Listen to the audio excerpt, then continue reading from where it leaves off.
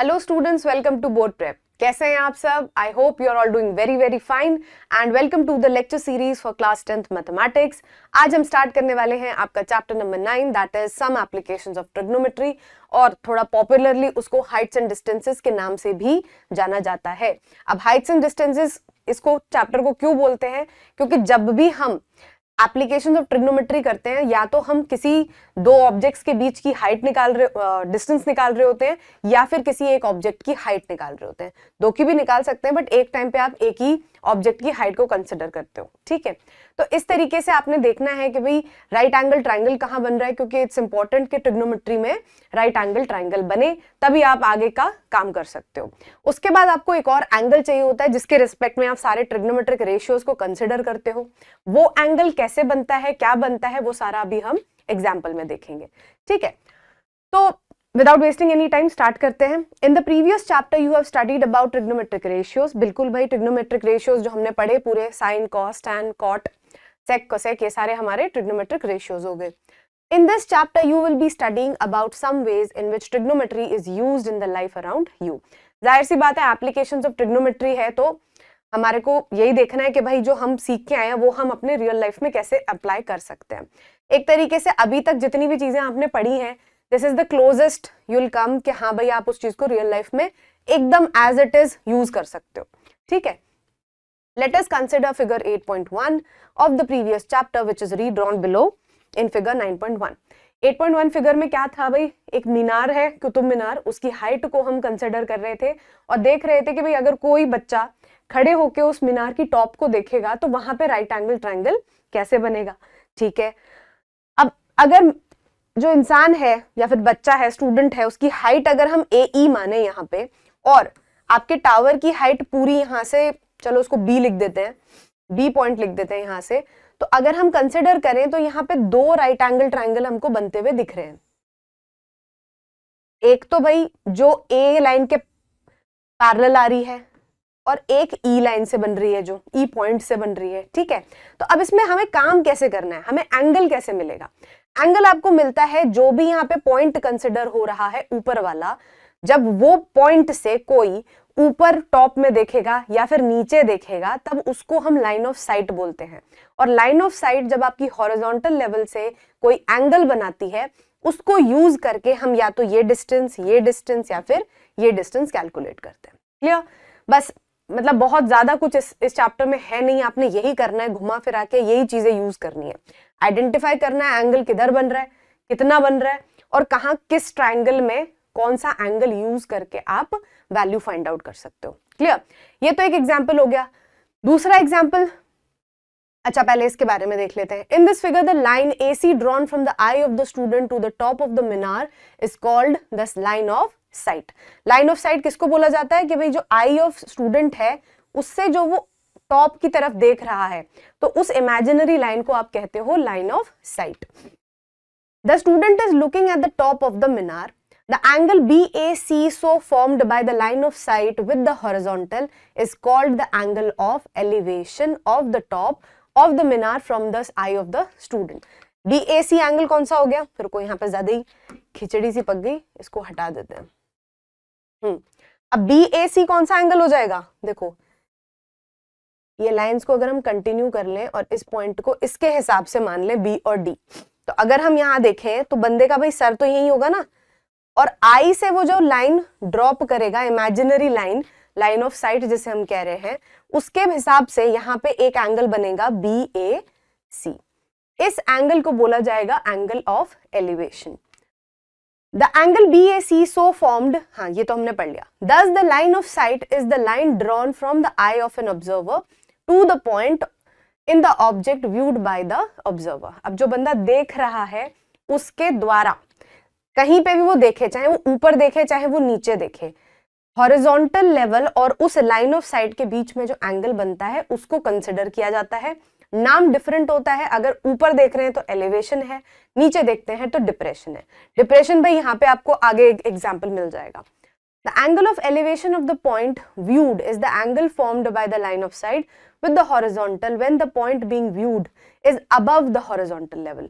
कि भाई जो इस पॉइंट को देखा जा रहा है वो horizontal level से ऊपर होगा तब हम उसको एंगल ऑफ एलिवेशन बोलते हैं। The case when we raise our head to look at the object, और इस केस को आप और अच्छे से कैसे आइडेंटिफाई कर सकते हो कि आपको उस ऑब्जेक्ट को देखने के लिए अपना सर ऊपर करना पड़ेगा या फिर अपनी आंखें ऊपर करके देखना पड़ेगा। Clear? Now consider the situation given in figure 8.2। 8.2 figure याद हो अगर, ऐसा सही कुछ था कि एक नदी थी, उसके दो बैंक्स, दो किनारों पे, एक पे घर था एक पे टेम्पल था। एक बच्ची थी जो बैठी हुई थी अपने घर के बालकनी पे, और वो क्या कर रही थी, वो टेम्पल के वहां पे फ्लावर पॉट रखा था उसको देख रही थी। The girl sitting on the balcony is looking down at a flower pot placed on a stair of the temple.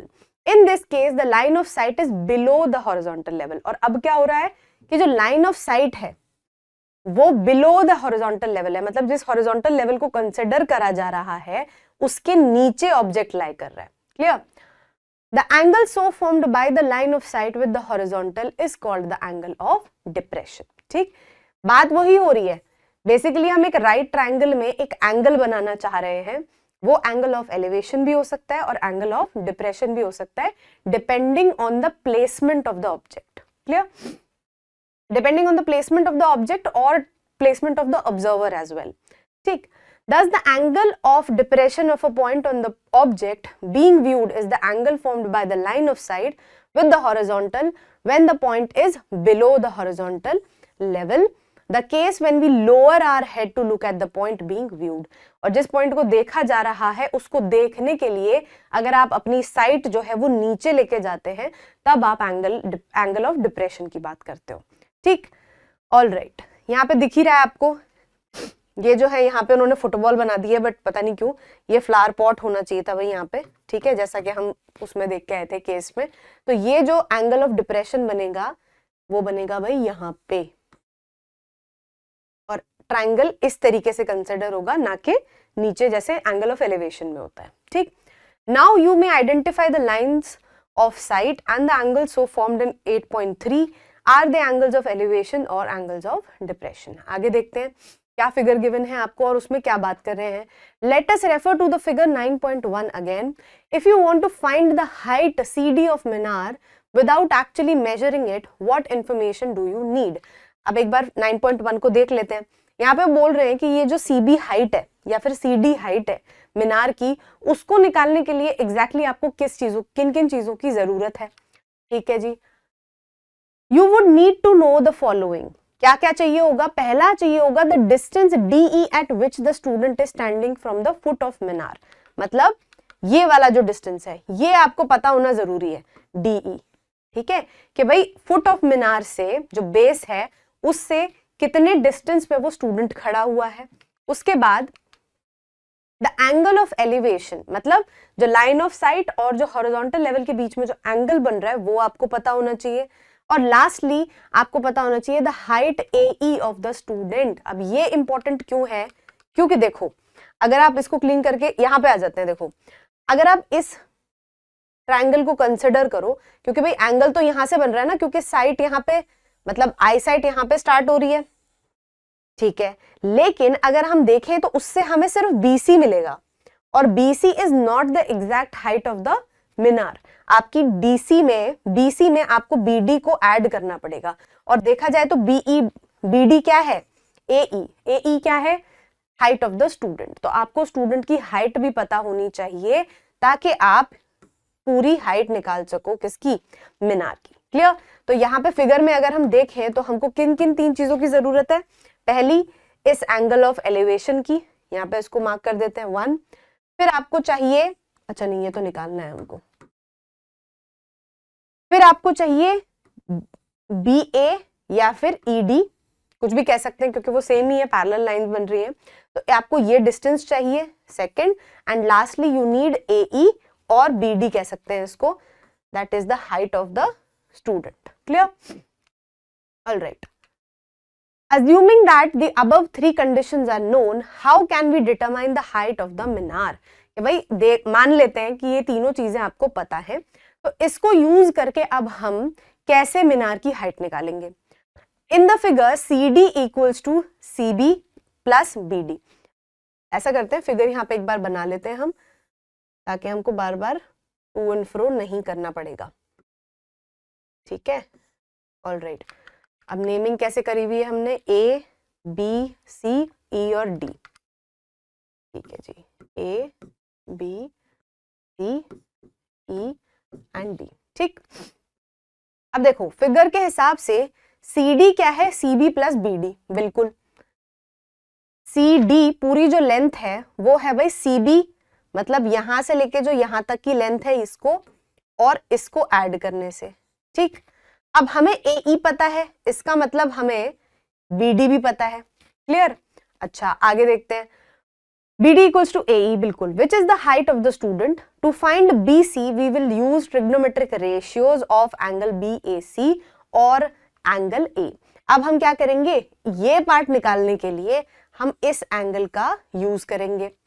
The side BC is the opposite side in relation to the angle known angle A. मतलब अगर हम जब भी किसी right triangle में हम किसी angle के रिस्पेक्ट में ट्रिग्नोमेट्रिक रेशियोज की बात करते हैं तो सबसे पहले हमें ऑपोजिट और एडजेसेंट आइडेंटिफाई करने पड़ते हैं। तो यहाँ पे देखा जाए तो ये क्या बन जाएगा, ऑपोजिट, और ये बन जाएगा आपका एडजेसेंट, और ये एज ऑलवेज क्या बनेगा, हाइपोटेन्यूज, ठीक है जी। Now which of the trigonometric ratios can be use. अब देखो हाइपोटेन्यूज के बारे में हमें नहीं पता, मतलब जो बंदा खड़ा है उसकी आंखों से लेके टॉप ऑफ द मीनार पे क्या डिस्टेंस बन रहा है वो हमें नहीं पता फिलहाल। हमें क्या पता है, हमें बस बेस पता है, बेस से मेरा मतलब है एडजेसेंट साइड पता है और हमें निकालनी है ऑपोजिट। तो हमें कोई ऐसा ट्रिग्नोमेट्रिक रेशियो देखना पड़ेगा जिसमें एडजेसेंट और ऑपोजिट का रिलेशन आता हो। सबसे पहले दिमाग में आता है भाई tan theta, clear. Alright, Which one of them has the two values that we have, ठीक है, ये सारा बता रहे हैं, बिल्कुल सही बात है। यहाँ पे आप देखोगे तो हमें tan यूज करना पड़ेगा और tan में आपको क्या मिलेगा, opposite upon adjacent, that is BC upon AB, clear. या फिर आप cot भी यूज कर सकते हो इनका रेसिप्रोकल करके। Which on solving would give us BC? By adding AE to BC we will get the height of the मीनार। अब यहाँ पे उन्होंने बहुत शॉर्ट में आपको निपटा दिया है बोलते हुए कि आपने क्या करना है भाई, एडजेसेंट आपको पता है, tan थीटा आपको पता रहेगा क्योंकि थीटा भी हमको पता है, तो आप BC निकाल लोगे, BC में AE को ऐड करोगे तो आपको पूरी हाइट मिल जाएगी, ठीक। अब ये थियोरेटिकल तरीके से देखने में तो एकदम से लगता है कि हाँ ये भी कर देंगे ये भी कर देंगे, बट एक्चुअल में अच्छे से समझ में तब आएगा जब एग्जाम्पल को देखेंगे, क्लियर। ठीक है जी, एग्जाम्पल नंबर 1 क्या कहता है, अ tower stands vertically on the ground. एक टावर है भाई, वो वर्टिकली ऐसे खड़ा हुआ है। अब यहाँ पे लीनिंग टावर ऑफ पीसा नहीं है कि कोई मॉन्यूमेंट जो है वो टेढ़ा खड़ा हो, तो कुछ और एंगल बन जाएगा यहाँ पे, ठीक है। यू हैव टू अज्यूम, और उन्होंने दे भी रखा है कि वर्टिकली कोई खड़ा है टावर, जिसका ऑब्वियसली बात है हॉरिजॉन्टल लेवल से या फिर लैंड से आपका 90 डिग्री ही बनेगा, ठीक। From a point on the ground which is 15 metre away from the foot of the tower. अब एक पॉइंट है वहां, वो कितना दूर है, 15 मीटर दूर है, किससे, फुट ऑफ द टावर, मतलब बेस ऑफ द टावर से। The angle of elevation of the top of tower is found to be 60, और एंगल ऑफ एलिवेशन यहाँ पे कितना दे रखा है। अब यहाँ पे उन्होंने लाइन ऑफ साइट या किसी पर्सन की हाइट और उनकी उनका देखना कि वो ऊपर देख रहे हैं, इस तरीके की उन्होंने बात नहीं करी है। उन्होंने सीधा आपको बताया है कि एंगल ऑफ एलिवेशन यहाँ पे कितना है, 60 डिग्रीज है। Find the height of the tower. अब अगर ध्यान से देखो तो हमें ये चाहिए, ये वाला पॉइंट चाहिए, हमें BC मार्क कर दिया, हम इसको ऊपर A ले लेते हैं। बेसिकली हमें AB चाहिए, तो AB आपका क्या बन जाएगा, यहां से ऐसे देखेंगे तो ये बनेगा opposite and this will be adjacent, ठीक है। लगा के देखते हैं, पहले लिखेंगे भाई हमें क्या क्या गिवन है, ठीक है। The distance of the point from the foot of the tower, और ये कितना है, 15 मीटर्स, ठीक है जी। Angle of elevation, angle of elevation कितना है, 60 डिग्रीज। हमें क्या चाहिए, to find height of the tower, अलग कलर ले लेते हैं भाई, यहाँ पे सॉल्व कर रहे हैं तो। Now to find A B we use, क्या यूज करेंगे भाई, एडजेसेंट और ऑपोजिट के बीच का रिलेशन है तो हम सीधा यूज करेंगे tan। कॉट भी यूज कर सकते हैं, आपकी मर्जी है। थीटा लिखने की जगह हम लिख देते हैं भाई सीधा angle. tan 60 equals to opposite upon adjacent, जो कि क्या होगा, ऑपोजिट इज ए बी और एडजेसेंट की डिस्टेंस हमको पता है, दैट इज 15। अब tan 60 की वैल्यू क्या होती है, tan 60 की वैल्यू होती है √3, तो यहाँ पे आ गया √3 equals to A B upon 15। This implies that A B equals to 15√3। Clear. अब यहाँ पे वो बोल सकते हैं कि टावर, मतलब इस पॉइंट से टॉप ऑफ द टावर पे आप क्या करना चाहते हो, एक वायर लगाना चाहते हो या फिर एक रोप लगाना चाहते हो, तो उसका लेंथ बताओ। तो बेसिकली आपको क्या करना है, हाइपोटेन्यूज की लेंथ कैलकुलेट करनी है। कैसे करोगे, 15 मिलाओ, पता ही है आपको, एक साइड पता है, दूसरी आपने निकाल ली, पाइथागोरस थ्योरम यूज करके आप तीसरी साइड भी निकाल सकते हो। क्लियर। ऑलराइट, आगे बढ़ते हैं। Alright, next question is example number 2। An electrician has to repair an electric fault on a pole of height 5 meter। भाई एक इलेक्ट्रिशियन है जिनको एक कोई दिक्कत है, मतलब दिक्कत ठीक करनी है उनको इलेक्ट्रिक पोल पे, जो कि भाई पोल की हाइट आपको गिवन है कितनी, 5 मीटर्स। ठीक। She needs to reach a point 1.3 metre below the top of the pole to undertake the repair work। और उन्होंने क्या है कि एक ऐसे पॉइंट पे पहुंचना है जो कि 1.3 मीटर नीचे हो। ठीक है, कहां से, टॉप से, ताकि वो अपना काम कर सके। What should be the length of the ladder that she should use, which when inclined at an angle of 60 degrees to the horizontal would enable her to reach the required position। अब देखो वो बोल रहे हैं कि भाई अगर वो क्या कर रही हैं, अपनी जो लैडर है उसको 60 डिग्री पे लगा रही हैं, तो पहली बात तो भाई लैडर की लेंथ बता दो हमको। ठीक। और दूसरी चीज बताना है कि also how far from the foot of the pole should she place the foot of the ladder. तो भाई हमको ये डिस्टेंस भी बताना है कि फुट ऑफ लैडर उन्होंने कितनी दूर रखना है टावर से, ठीक, या फिर पोल से। अच्छा, अब देखो भाई हमको साफ पता लग रहा है कि हमने क्या करना है, 60 डिग्री जो एंगल ऑफ एलिवेशन है उसको दिया हुआ है, हमको यूज करना है, लैडर की लेंथ निकालनी है, और डीसी जो फुट है, मतलब बेस दोनों, मतलब दोनों के पैर जहां पे होंगे, मतलब पोल जहां खत्म हो रहा है, नीचे जहां गड़ा हुआ है, और लैडर जहां रखी जाएगी, उन दोनों के बीच का डिस्टेंस निकालना है। ठीक, अलग अलग रेशियोज निकालेंगे जिसको हमें पता होगा। बस एक ट्विस्ट है यहाँ पे, वो देखते हैं अभी क्या। Height of the tower, height of the tower आपको गिवन है 5 मीटर, ठीक है, लेकिन इन ट्रायंगल BDC हम ऊपर वाले पॉइंट से कंसिडर नहीं करेंगे। क्यों?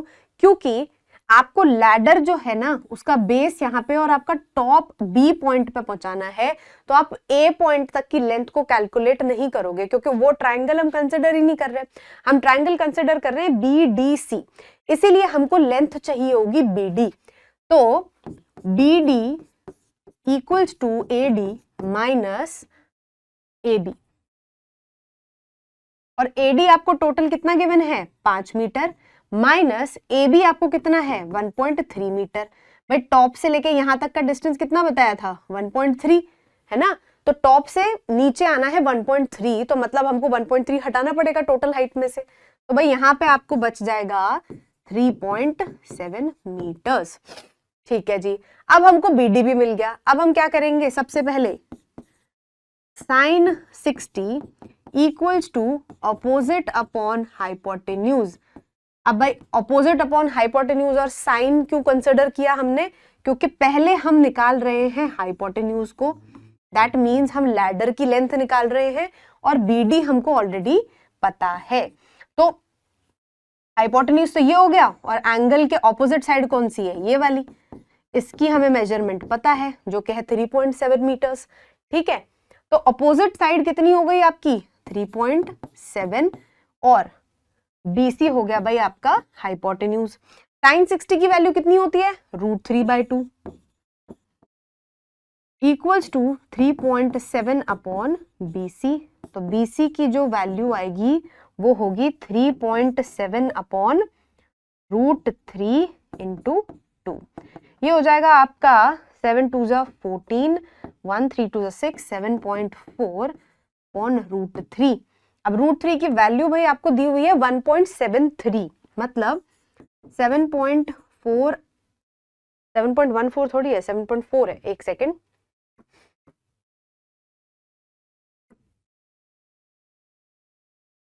7.4 अपॉन 173।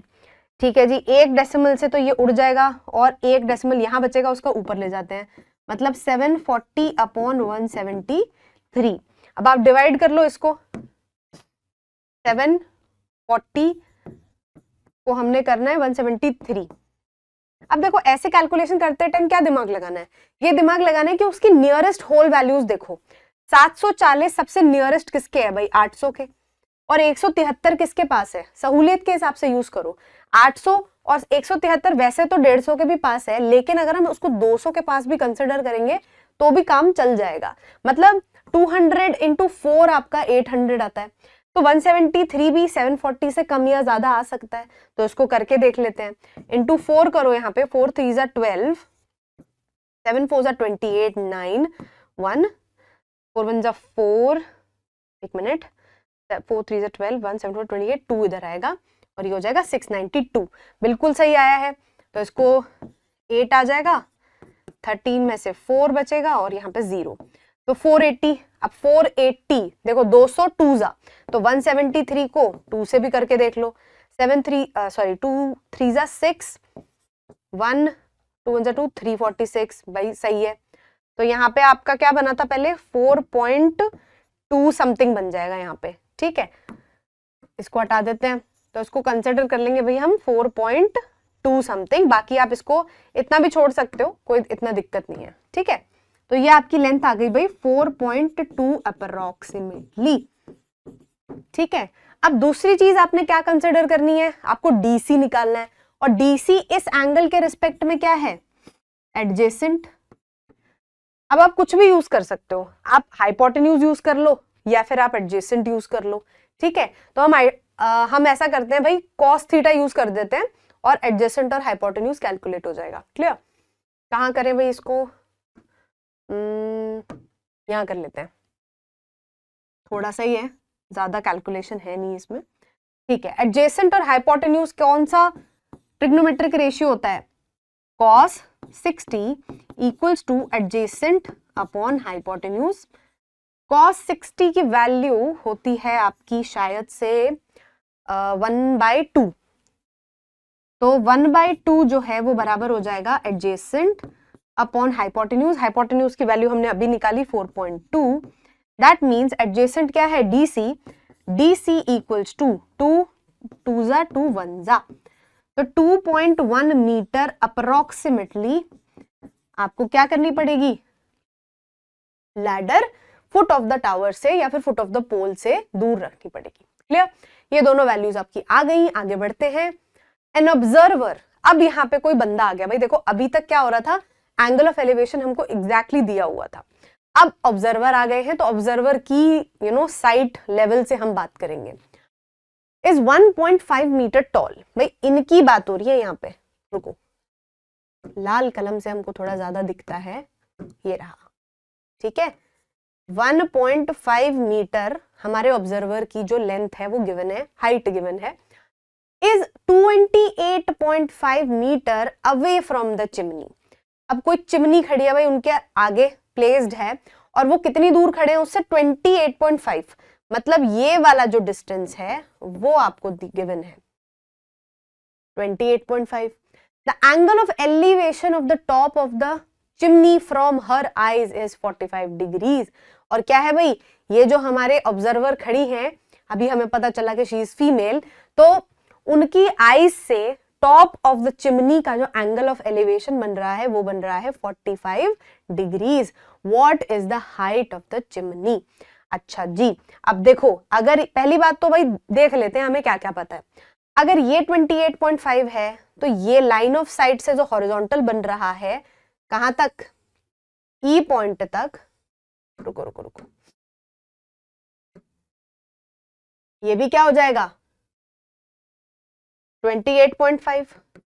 ठीक, अब हमें चाहिए क्या? हमें पूरा ए बी चाहिए।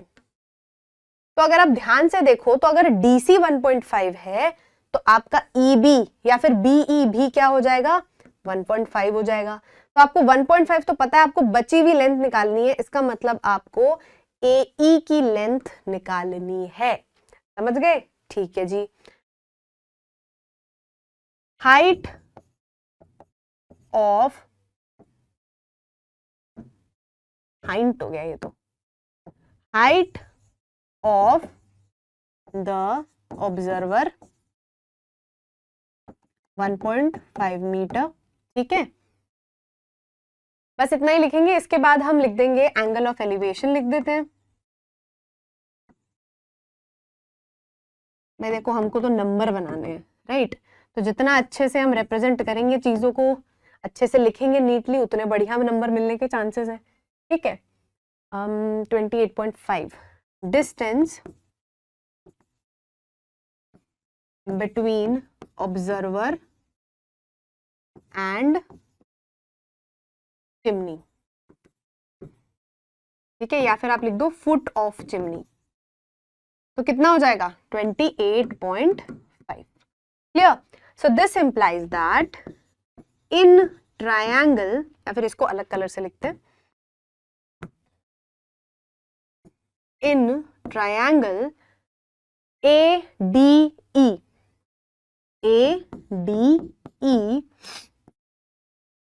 BC equals to DE equals to 28.5 and DC equals to EB equals to 1.5 meters.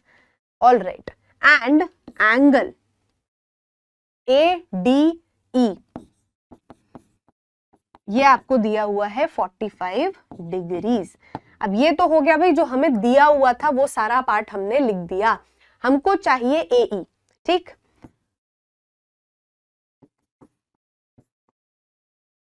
Now अगर हम ADE ट्रायंगल में बात करें तो अगर अभी हमें क्या चाहिए? हाइट चाहिए। दैट मीन्स इसके ऑपोजिट। तो ये भाई साइड कौन सी हो गई? ऑपोजिट हो गई। और हमको बेस गिवन है, दैट मीन्स हमें एडजेसेंट साथ में गिवन है। तो हमें ऑपोजिट और एडजेसेंट के बीच में यूज करना है रेशियो को। That means tan 45 equals to AE upon DE। यहां पे भी लिख देते हैं अपोजिट अपॉन एडजेसेंट। ठीक है, अब इसमें से जो वैल्यू हमको पता है वो हम लिख देते हैं। हमें ऑपोजिट का वैल्यू तो निकालना है, लेकिन हमें एडजेसेंट की वैल्यू पता है, दैट इज 28.5 एंड यहाँ पे हम ऑपोजिट लिख देते हैं AE। ठीक है, अब tan 45 की वैल्यू कितनी होती है? 1। That means AE upon 28.5 equals to 1। This implies that AE equals to 28.5 metres. अब यहाँ पे अभी काम खत्म नहीं हुआ है। काम कब खत्म होगा? जब आप पूरे टावर की या फिर किस चीज की है, ये चिमनी की हाइट निकाल दोगे। Now height of chimney equals to AB equals to AE plus EB। और AE कितना है आपके पास में? 28.5 प्लस EB कितना है भाई? EB आपको यहां से गिवन है 1.5। तो टोटल आपका कितना हो जाएगा? 30 मीटर्स। तो 30 मीटर आपको मिल गई भाई चिमनी की हाइट। ऑलराइट, बस इतना ही निकालना है। हाँ, बाकी तो और कुछ नहीं निकालना, AD वगैरह नहीं पूछा गया। ऑलराइट, आगे बढ़ते हैं। From a point on the ground, from a point P on the ground, the angle of elevation of the top of a 10 meter tall building is 30 degrees. अब देखो, इसमें क्या हो रहा है, अभी तक हम सिर्फ एक एंगल की बात कर रहे थे, अब हम दो एंगल्स की साथ में बात करेंगे। ठीक, पहला क्या हो रहा है कि कोई पॉइंट है P, उससे जब आप एक 10 मीटर टॉल बिल्डिंग को देख रहे हो, मतलब ये जो लेंथ है वो आपको 10 मीटर गिवन है, तब आपका जो एंगल ऑफ एलिवेशन है वो बन रहा है 30 डिग्रीज। तो ये वाला जो ट्राइंगल बन रहा है BPA। Alright, a flag is hoisted at the top of the building and the angle of elevation of the top of the flag staff from P is 45 degrees। और साथ ही में क्या हो रहा है कि इसी पॉइंट से एंगल ऑफ एलिवेशन अगर हम देखें किस पॉइंट पे, फ्लैग होइस्टेड है, फ्लैग का जो पोल है उसका जो स्टाफ है, स्टाफ और पोल एक ही चीज होती है, स्टाफ का जो टॉप है उस पे जो आपका एंगल ऑफ एलिवेशन बन रहा है वो कितना बन रहा है 45 डिग्रीज। और भाई उसके लिए हाइट हो जाएगी आपकी ये पूरी, दैट इज DA, और ट्राइंगल कंसिडर होगा DPA। Find the length of the flag staff and the distance of the building from the point P। आपको क्या करना है कि पहली बात तो आपको फ्लैग स्टाफ, क्योंकि भाई देखो बिल्डिंग की लेंथ तो हमको ऑलरेडी बता रखी है, राइट, हमको निकालना क्या है, पहली चीज हमें निकालनी है फ्लैग स्टाफ की हाइट, ठीक, मतलब DB, और हमें निकालना है PA, मतलब वो पॉइंट और बिल्डिंग का डिस्टेंस बीच का। क्लियर? ठीक है, अब जो जो गिवन है वो लिख लेते हैं पहले।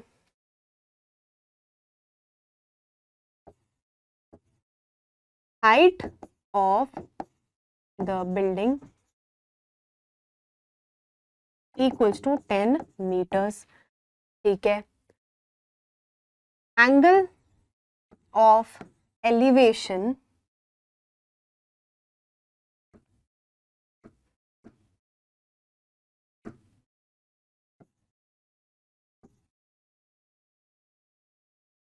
to the top of building equals to 30 degrees and angle of elevation to the top of flag staff equals to 45 degrees। ठीक है जी, अब हमको निकालना क्या है, हमें निकालना है सबसे पहले, अब देखो एक बात ध्यान दो कि अगर हम पहले DB निकालने जाएंगे तो आपको अभी फिलहाल ना तो ये पता है, तो आप बड़े वाले ट्रायंगल में DA निकालने के लिए आपके पास में कुछ भी नहीं है। क्यों? क्योंकि सिर्फ एंगल गिवन है, दैट इज 45 डिग्रीज। ठीक है, आपको पता क्या है, सिर्फ ये 10 पता हुआ है, तो ये 10 पता है, इसको यूज करके पहले हम बेस निकालेंगे। बेस मिलते ही क्या हो जाएगा, आपके पास ये नोन है, ये नोन है, बस इतना अननोन बचेगा, तब आप अपना ट्रिग्नोमेट्रिक रेशियो बड़े वाले ट्रायंगल में लगा सकते हो। क्लियर? तो अभी हम क्या करेंगे, सबसे पहले हम बात करेंगे छोटे वाले ट्रायंगल की, जिसका एंगल ऑफ एलिवेशन कितना है 30 डिग्रीज। इन ट्रायंगल P या फिर BPA। अच्छा, पहले देखते हैं ट्रिग्नोमेट्रिक रेशियो कौन सा कंसिडर करेंगे। देखो ये आपका हो गया 30 डिग्री, मतलब ये आपका एडजेसेंट है और ये साइड आपकी ऑपोजिट है। ठीक है, तो आपने निकालना क्या है, हमें एडजेसेंट निकालना है, तो हम क्या कंसिडर करेंगे, tan 30 equals to opposite upon adjacent. Opposite क्या है AB और एडजेसेंट इज PA। ऑलराइट, अब AB हमको पता है 10 मीटर्स है और PA अननोन है, और tan 30 की वैल्यू कितनी हो जाती है, tan 30 होता है 1/√3, 10 अपॉन PA। तो PA की जो वैल्यू आ गई भाई वो आ गई 10 इंटू √3, दैट इज अगर 1.732 यूज करें तो आ जाएगी आपकी 17.32 मीटर्स। अब देखो बेस की लेंथ हमें मिल गई PA, that is 17.232 metres. Clear? Alright, अब हम करते हैं सेकंड केस की बात, that is in triangle DPA। DPA में अब आप ध्यान से अगर देखो तो हमने लेंगे एंगल, सॉरी ट्रिग्नोमेट्रिक रेशियो लेंगे tan 45, क्योंकि अभी भी हम एंगल के ऑपोजिट, मतलब जो ऑपोजिट साइड है उसकी और बेस की बात कर रहे हैं, दैट इज एडजेसेंट साइड की बात कर रहे हैं। मतलब tan 45 equals to AD upon P ए।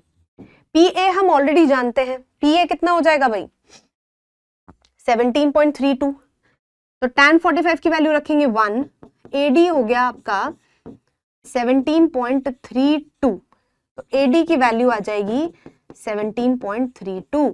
अभी भी काम खत्म नहीं हुआ है, क्योंकि आपको एडी नहीं बताना, आपको बीडी बताना है, that is the height of the flag staff. Clear? अब यहां पे आप किससे लिख लोगे, ब्लैक से लिख लेते हैं।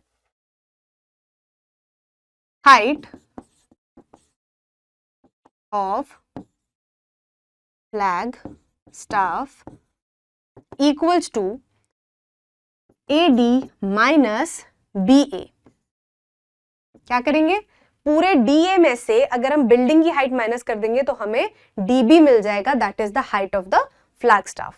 वो कितना हो जाएगा, AD टोटल हमने अभी निकाला 17.32 और BA ऑलरेडी हमको पता है 10 मीटर, तो आंसर हो गया आपका 7.32 मीटर्स। तो 7.32 metres is the height of the flag staff and, और दूसरी चीज हमसे क्या पूछी गई थी, the distance of the building from point P, वो है आपका PA, जो कि ये हो गया। यहां पे आप लिख दो distance of building from point P equals to PA, और ये आपकी वैल्यू आ गई उसकी। ठीक है, अगले क्वेश्चन पे चलते हैं। The shadow of a tower standing on a level ground is found to be 40 meter longer when the sun altitude is 30 degrees than when it is 60 degrees. Find the height of the tower. क्या बोल रहे हैं कि एक tower है, ठीक है, जो आपका AB लेंथ का है, और उसकी जो शैडो है वो कितनी हो गई है, is found to be 40 metre longer, मतलब पहले जितनी थी उससे 40 मीटर बढ़ गई है। और पहले क्या हो रहा था, when the sun's altitude is 30 degrees, मतलब सन का जो ऑल्टीट्यूड है, मतलब जो रेज आ रही हैं वो कितने एंगल पे गिर रही है नीचे, 30 डिग्रीज पे, और पहले कितने पे थी, 60 पे थी। और उसके बाद 40 मीटर वो शैडो बढ़ गई जब हमने क्या किया, जब जो एंगल है वो 60 से हटके 30 डिग्रीज हो गया। हमको बताना है फाइंड द मतलब हाइट ऑफ द टावर। ठीक है जी, पहले हम ध्यान देते हैं कि अगर हमें हाइट ऑफ द टावर चाहिए तो भाई हमें AB कैलकुलेट करना है। ठीक, पहले ट्राइंगल को अगर देखें तो हमारे पास सिर्फ 60 है और बाकी कोई भी साइड मेंशन नहीं है, कुछ हमारे पास ऐसा काम का यहाँ पे मिल नहीं रहा है। ठीक, तो हम क्या करेंगे, पहले इसको यूज नहीं करेंगे, पहले हम बड़े वाले ट्राइंगल को यूज करके हम पूरी लेंथ निकालेंगे, कौन सी, DB। ठीक है, और DB जब हमको मिल जाएगा तो हम फिर उसके बाद में इस ट्राइंगल को यूज करेंगे और उसमें से वैल्यू निकाल लेंगे। क्लियर? तो सबसे पहले देखो इन ट्राइंगल ABD, ठीक है, अब रेशियो कौन सा यूज करेंगे, देखो आपको चाहिए ये क्या है, एंगल के ऑपोजिट है, मतलब ये ऑपोजिट हो गया, ये आपका एडजेसेंट हो गया। ठीक है, अब ध्यान से अगर आप देखो तो एडजेसेंट और ऑपोजिट में हम क्या यूज करते हैं, tan, तो tan 30 degrees equal to AB upon DB। AB हमें नहीं पता, AB अननोन है, यहां पे लिख दो ऑपोजिट अपॉन एडजेसेंट। ठीक है, अब DB जो है वो दो पार्ट्स में डिवाइडेड है, क्या, DC प्लस CB, और इसमें से एक की वैल्यू हमें पता है, वो कितनी है, DC, दैट इज 40 मीटर्स, या फिर मीटर मत लिखो, यहां यूनिट की रिक्वायरमेंट नहीं है।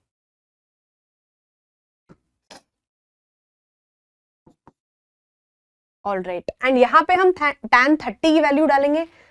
tan 30 आपका होता है 1/√3, so this implies that 1/√3 equals to AB upon 40 plus CB, cross multiply करेंगे तो मिलेगा 40 plus CB equals to AB√3।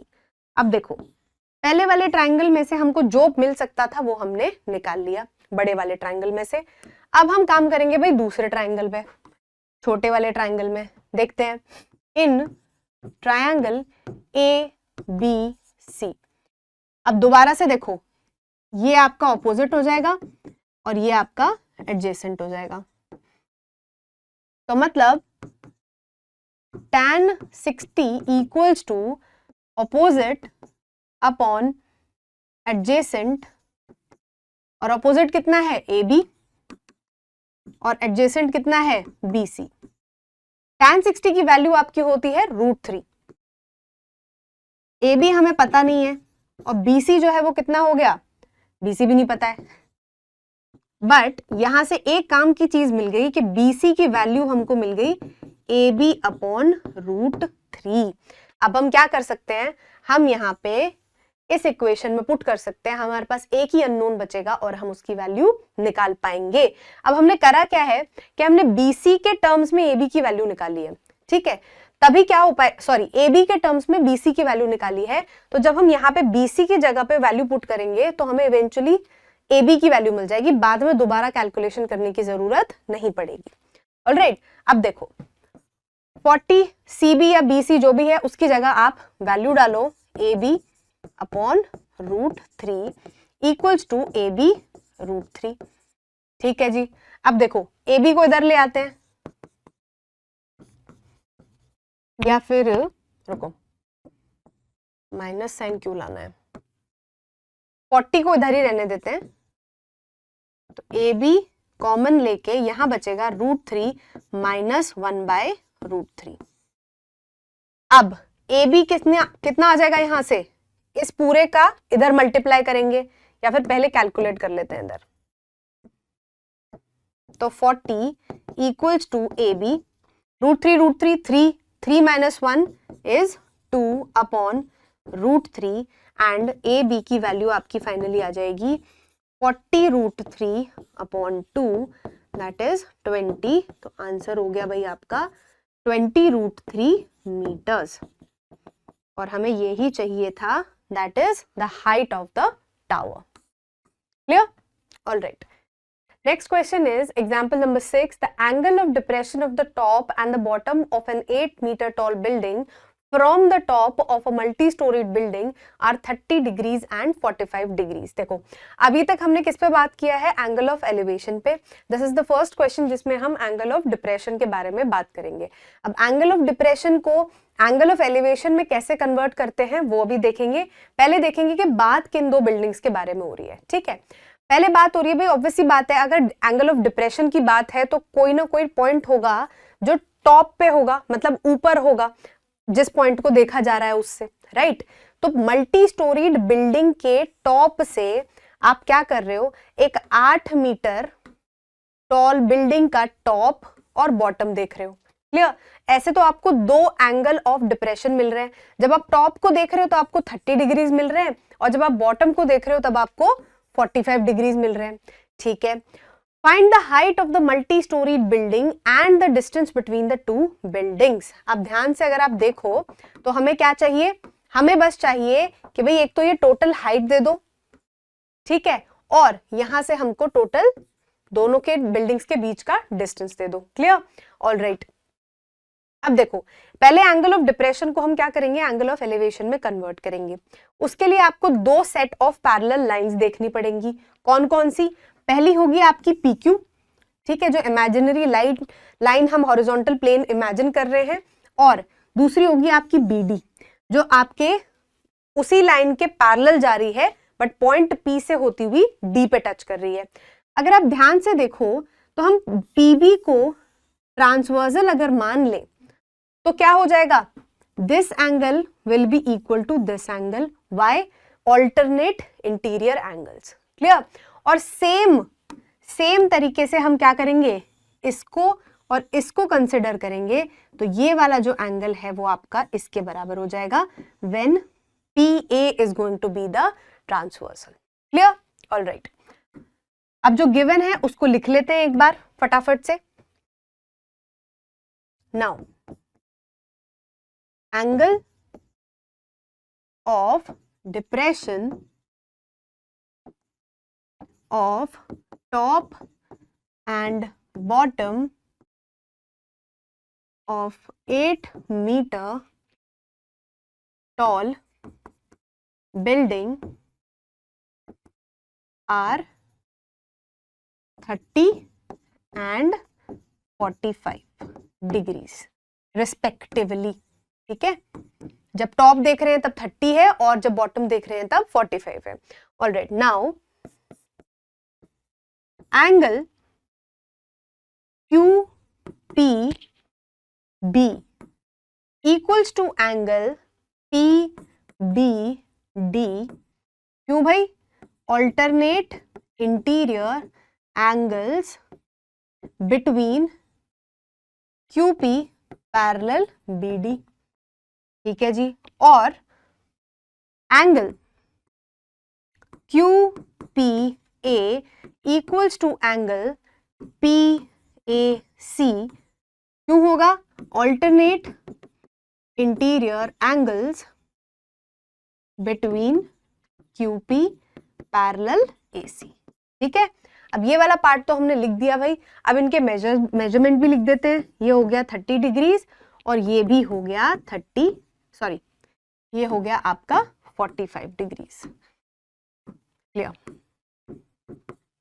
ठीक है जी. अब देखो, अब ये पार्ट हो गया तो अब इसको इरेज कर देते हैं और इससे जो हमें मिला है उसको सिर्फ रहने देते हैं स्क्रीन पे. दैट मीन्स ये हो गया 30 डिग्रीज और ये हो गया 45 डिग्रीज. अब ध्यान से अगर हम देखेंगे तो इस एंगल के ऑपोजिट ये है और इसके एडजेसेंट ये वाली लाइन है एंड इसके ऑपोजिट ये है, या फिर इसको अलग कलर से मार्क करते हैं. इसके ऑपोजिट ये लाइन है लेकिन ये पूरी टोटल काउंट होगी और ये हो गई एडजेसेंट. ठीक है, और लाल से इसको भी बता देते हैं कि भाई इस अपोजिट लाइन की बात हो रही है. क्लियर? ऑलराइट, अब देखो कैसे कैलकुलेट करना है और हम एक बार ये भी आइडेंटिफाई कर लेते हैं कि कैलकुलेट करना क्या है. पहली चीज हमें कैलकुलेट करनी है PD. PD मिलते ही हम DC में ऐड कर देंगे क्योंकि BA की भी वैल्यू 8 मीटर है तो उसके पैरेलली DC की वैल्यू भी कितनी हो जाएगी आपकी? 8 मीटर.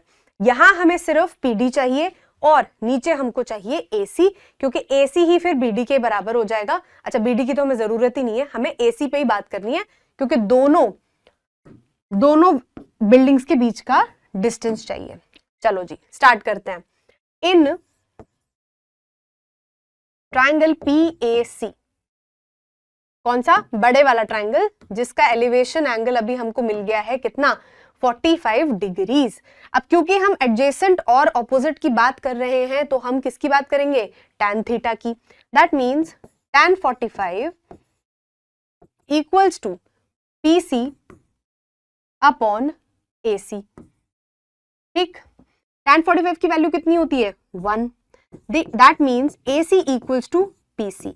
अब यहां पे हम थोड़े से नेसेसरी मॉडिफिकेशंस करेंगे ताकि आगे की कैलकुलेशन आसान हो जाए. वो क्या होगा? AC की वैल्यू हम लिख देंगे भाई BD. क्यों?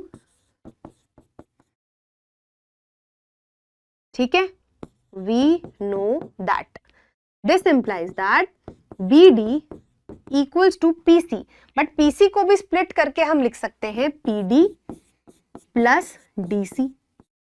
ठीक है, अच्छा जी. अब एक और बात कि जो DC है वो किसके बराबर है? BA के. We know that, है ना? जानते हैं भाई हम, क्योंकि वो ऑपोजिट है बिल्कुल. तो this implies that BD equals to, PD तो हमें नहीं पता बट हमको एक चीज की वैल्यू पता है जो कि है DC, दैट इज 8 मीटर्स. समझ गए? तो ये हमको एक फाइनल रिलेशन मिल गया. अब आप ध्यान से अगर देखो तो हमने पहले वाले ट्रायंगल को यूज करके हमने दूसरे वाले ट्रायंगल की साइड्स के बीच का रिलेशन निकाल लिया. Clear? Alright, now in triangle PDB, कौन सा? PDB. दोबारा से ऑपोजिट और एडजेसेंट के बीच में ही बात हो रही है तो हम tan 30 डिग्रीज की ही बात करेंगे. ऑपोजिट हो जाएगा आपका PD upon BD. tan 30 is equals to 1/√3.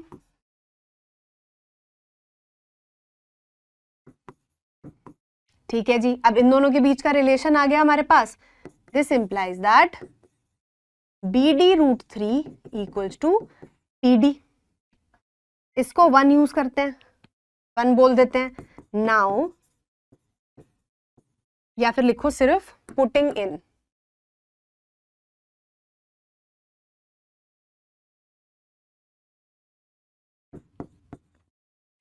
Putting value of PD in one equation. तो अब PD क्या है? BD√3। ठीक है, अब PD की जगह डाल दो भाई √3, कितना? BD√3। तो ये हो जाएगा आपका BD√3 प्लस 8। ठीक है जी, अब BD इधर आ जाएगा, एक सेकेंड, इसकी वैल्यू डाल रहे हैं हम, PD की वैल्यू डाल रहे हैं इसके अंदर।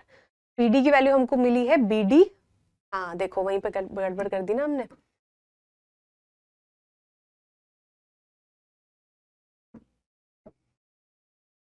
ये होगा आपका BD इक्वल्स टू PD√3। ठीक है, अब पुट करेंगे भाई वैल्यू इस वाले में।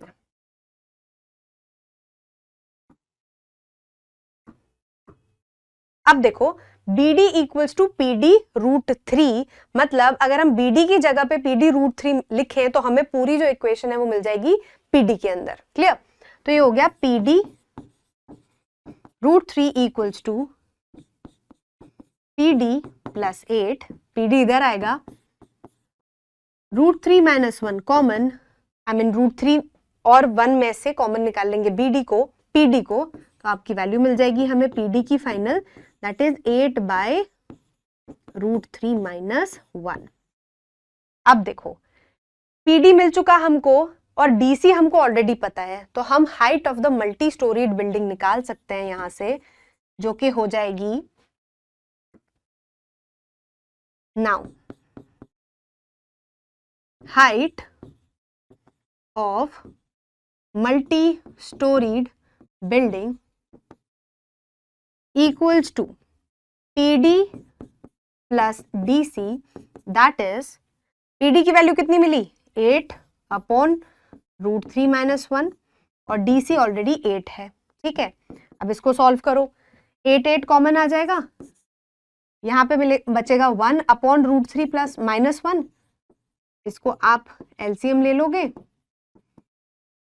1 से 1 कैंसिल, फाइनली यहाँ पे वैल्यू बच जाएगी, कहाँ करें, यहाँ कर लेते हैं, यहाँ पे वैल्यू बच जाएगी आपकी 8√3/√3 - 1। इसको रैशनलाइज कर लेंगे, a - b, a + b क्या बनेगा? a² - b², दैट मीन्स 8√3, या फिर √3 को ऐसा करो यहाँ पे अंदर भेज दो, √3 × √3 कितना हो जाएगा? 3, और √3 × 1 √3, नीचे बचेगा आपका √3 का स्क्वायर इज 3 - 1 दैट इज 2, तो 2 4 जा, तो यहां से आपको मिल गया 4√3 + 3 is the height of the multi storeyed building.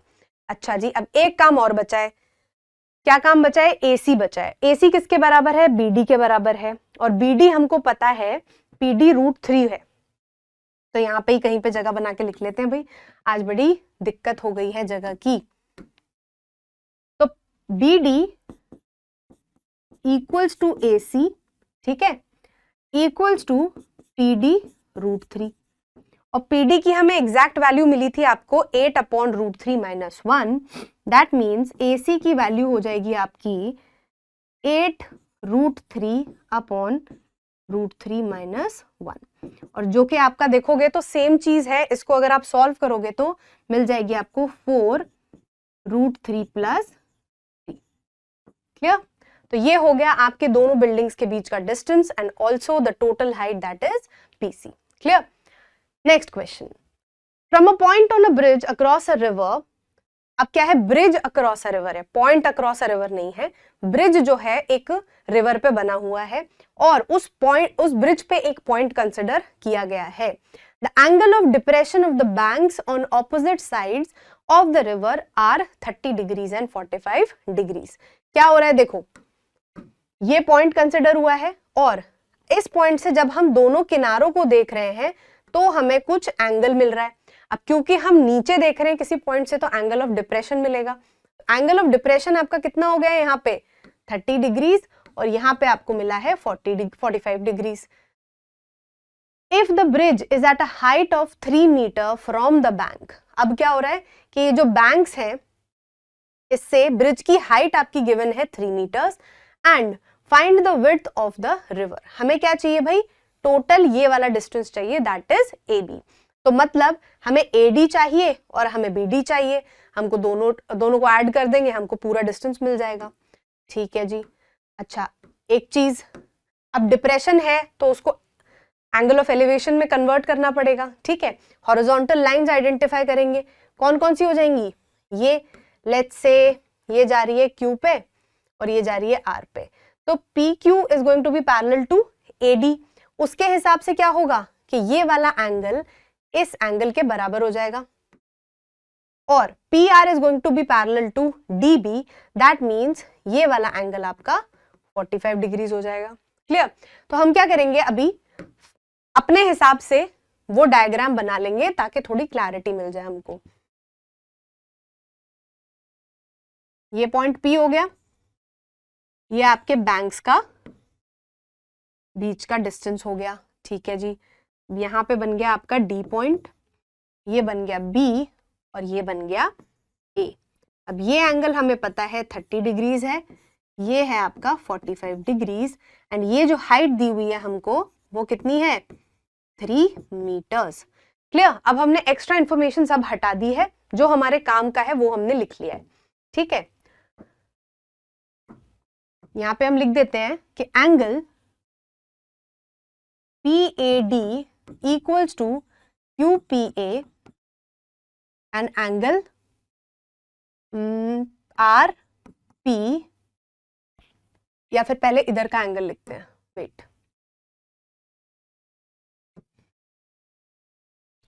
PAD लिखा था हमने तो अब लिखेंगे PBD।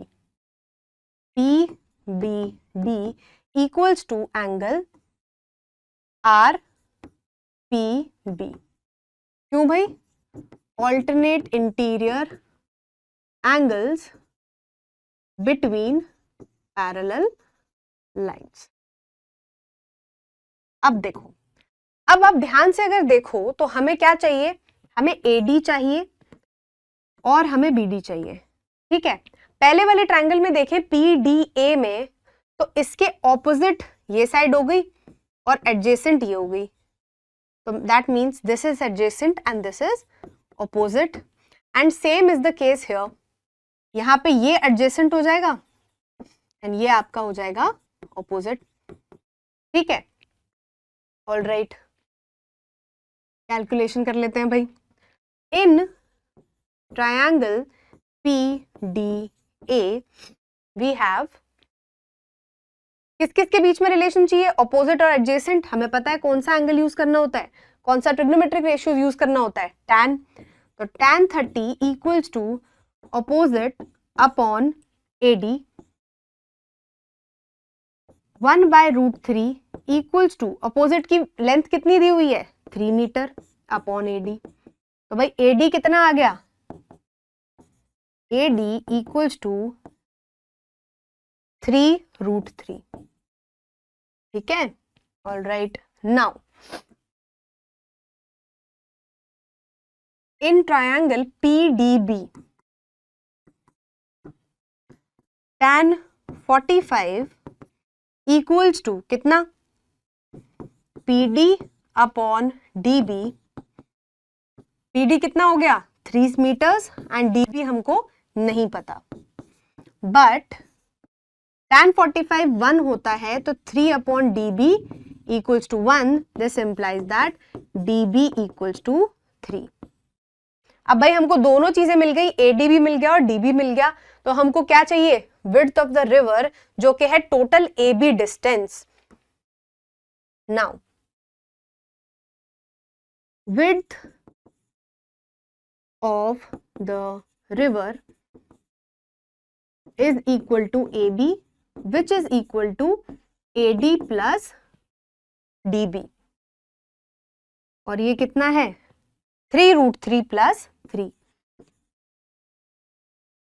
जो कि हो जाएगा आपका 3 कॉमन √3 प्लस 1.